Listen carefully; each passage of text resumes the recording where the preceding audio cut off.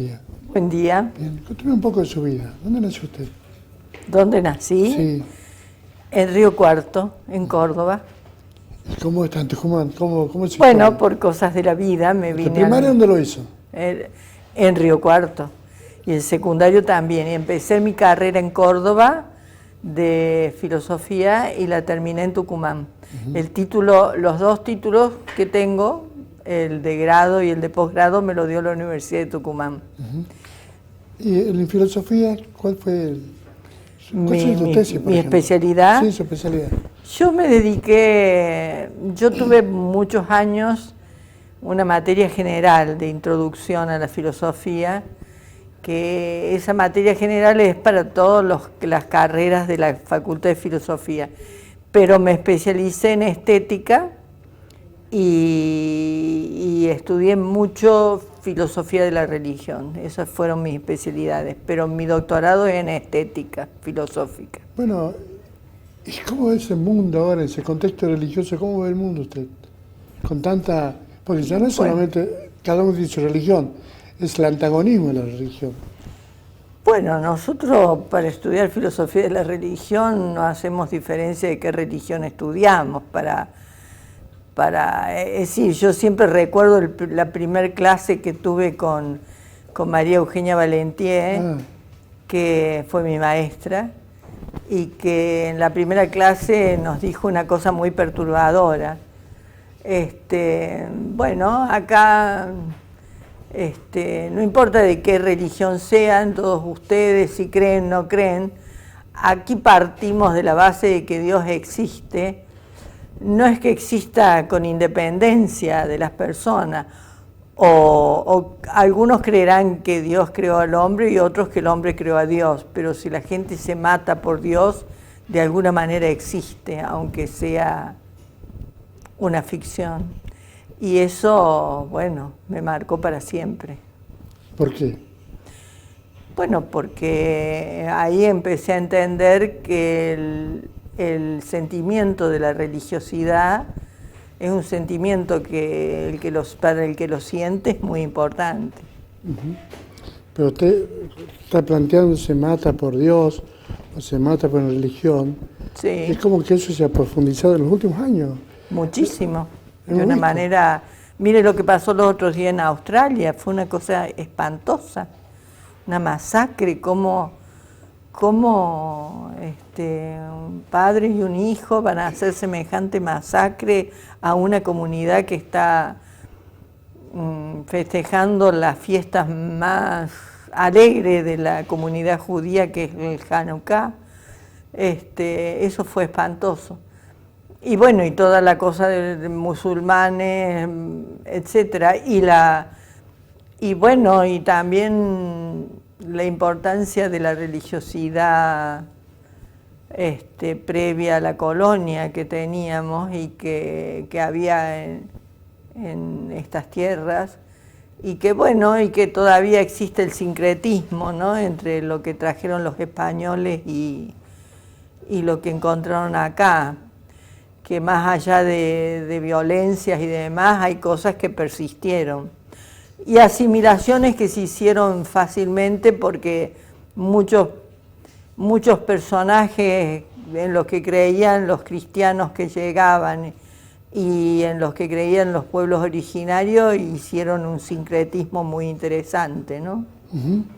Pero mire, ya vamos con los pueblos originarios, pero mire el mundo entre el judaísmo, los musulmanes, los católicos, pero es como que se está dando vuelta, no sé si usted ve algo más que esas tres religiones, en cuanto a los Hay muchísimas religiones. No, pero en cuanto a los hechos de violencia. Y a los hechos de violencia yo creo que es una, como decía Ortega, nada humano me ajeno.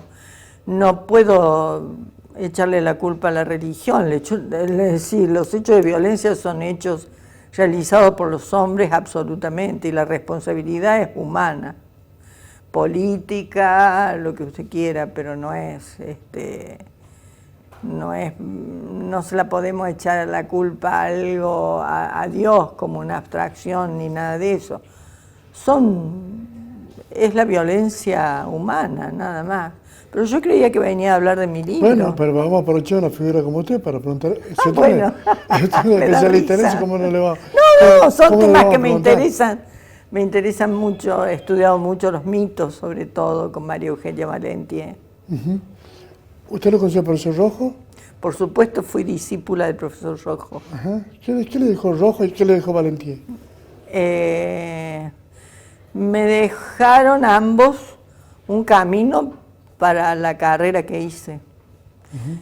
Dos personas exquisitas me reforzaron mi natural amor por el estudio, me permitieron ver que la filosofía no es una cosa de la academia, de algo encerrado, sino que la filosofía es un pensamiento que se puede ocupar de todas las cosas, aunque parezcan las cosas más cotidianas.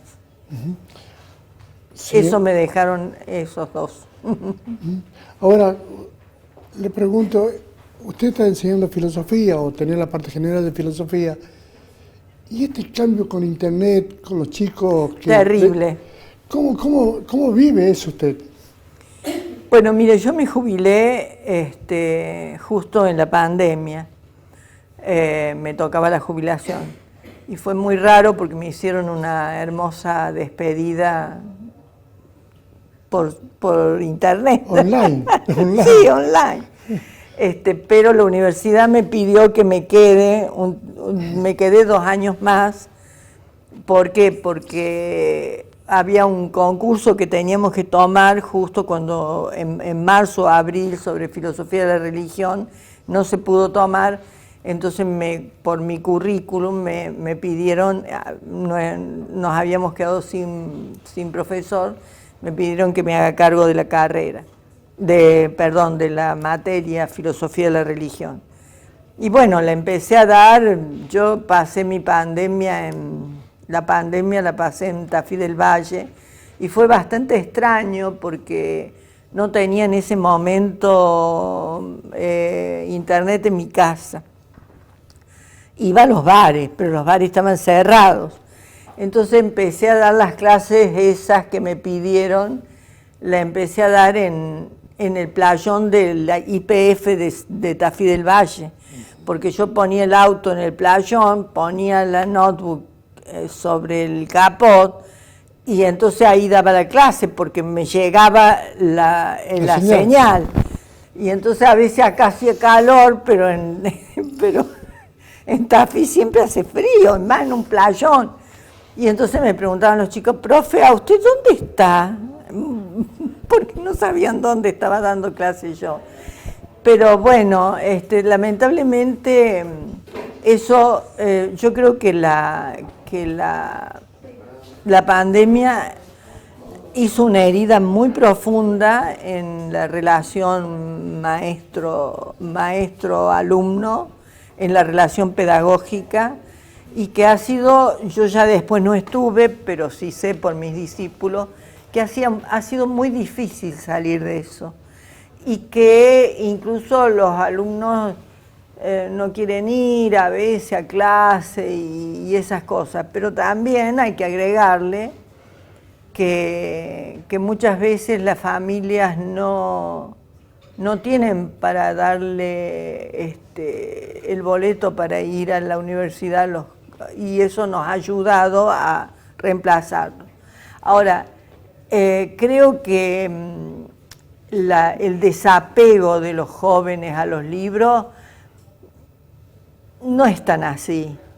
Sí, hay desapego, están metidos en la velocidad, en la superficialidad de pasar de un dato a otro, y estudiar significa concentrarse, poner el traste en la silla, como decía Einstein, hay que poner, vos querés estudiar física, le dice una vez a uno, tenés que poner, perdonando la expresión, el culo en la silla y los codos en la mesa.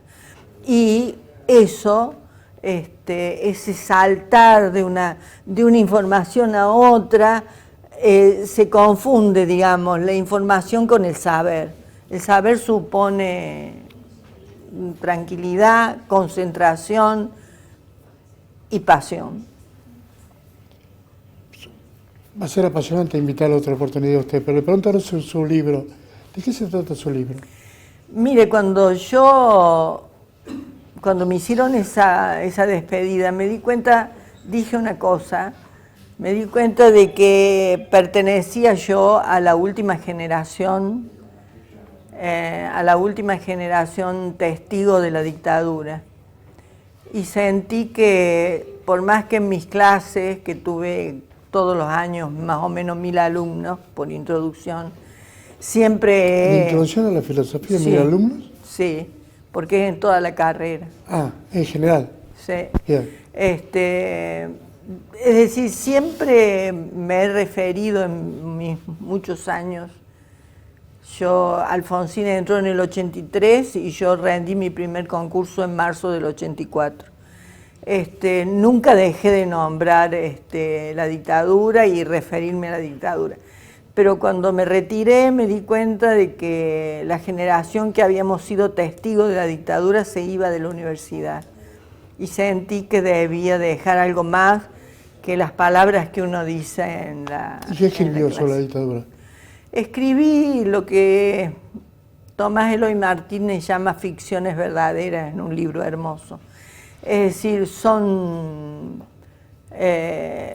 historias de la dictadura, algunas ficcionalizadas. ¿Por qué? Porque no pongo el nombre, pero si usted lee y si más o menos sabe lo que pasó. Desgraciadamente, digo, cada una de las historias que cuento es verdadera. Desgraciadamente digo porque son terribles, algunas. Y a veces le pongo ficción para que sea más accesible, no tiene golpes bajos, no es que describa la tortura ni nada de eso, pero sí cuento cosas como es que llegamos al Pozo de Vargas, qué pasó con alguna parte de la Iglesia Católica y con otra parte de la Iglesia Católica, contando casos reales. ¿Caso de Piolagui lo trata ahí? ¿De quién? El nuncio apostólico que vino a Tucumán, Piolagui. No. Hablo de otras cosas, del papel de los capellanes en la dictadura, la formación de los capellanes para que apoyen al ejército argentino en la dura tarea que tenían que hacer. Reivindico capellanes que fueron fantásticos. También hago una crítica a Primatesta y Aramburu.